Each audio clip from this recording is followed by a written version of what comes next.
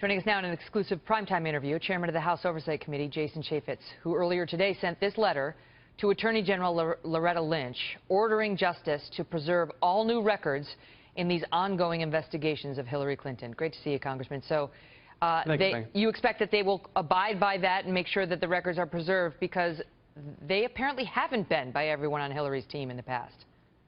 Yeah, well, Bob Goodlatte's the chairman of the Judiciary Committee. I'm the chairman of the Oversight Committee. We put the Department of Justice on notice that they are to preserve all these documents that they may find in these other investigations. Now, a lot of this we've read about just in the media, but we put this in place as another step to make sure that no other records are destroyed, displaced, done anything other than preserve them, because Congress, essentially the American people, are going to want to look at them at some point. Because the FBI has its investigation, but you also have an investigation going into whether she misused her power as Secretary of State and perhaps jeopardized confidential documents or state secrets of some sort.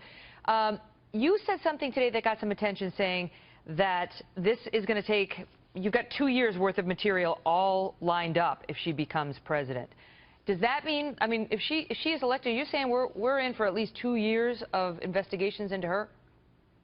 Well, look, no matter if she's elected or defeated, the Congress has a job to do, and that is to clean up the mess that Hillary Clinton made at the State Department.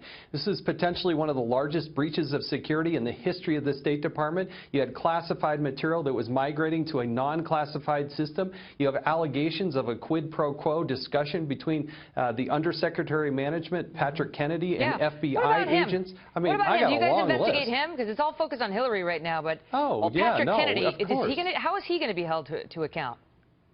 Look, we're going to expose this. We're going to shine light on it. That's what we do in the United States of America. We're different than the rest of the world.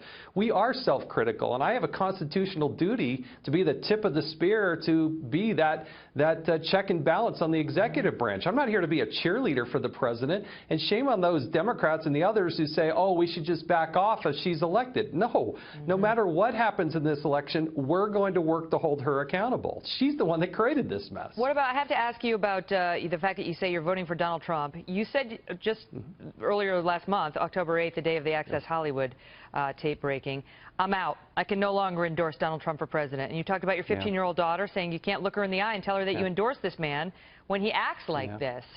So, you know, I realize that voting for him is different than an endorsement, but how are you going to look the same 15-year-old daughter you referenced and explain your vote? Well, my wife and I did vote for Donald Trump last week. I think we're doing and going through a lot of the discussions that people all across this country are doing. I never, ever want to be able to say it's President Hillary Clinton, and that's the choice. There's only two people that have a chance of becoming the president.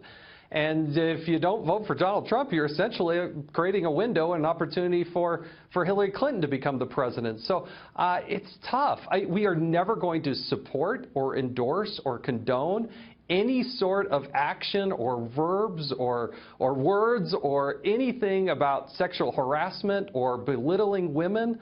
I don't want to ever be in that position. But we're with a choice right now. Okay, but Two let me people have the chance to become the president. Let me play devil's advocate, because what his critics would say is past his prologue. And if he gets into the office, the most powerful office in the land, and does any of this stuff to any young women, that's on you if you voted for him. That's their argument. Well, it's not like the Clintons have a clean record, Megan. I mean, all you have to do is look what Bill Clinton did in the Oval Office and what he did with interns and all these other lines of women and what they were doing. So it's not as if you're comparing apples to oranges. I mean, it should never be acceptable, ever. And that's exactly what I talked about with my 15-year-old daughter and our son and our other daughter as well. But you have a choice, and if you look at the Supreme Court and you look at all the other issues that face this country, by far, it's Donald Trump is going to be better. That's how we looked at it, and that's why I made the decision to vote this way. But I'm still not going to endorse him. I still can't defend those comments. But we all have to make a choice, and that's a choice that my wife and I made. Congressman Jason Chaffetz, it's great to see you. Thank you.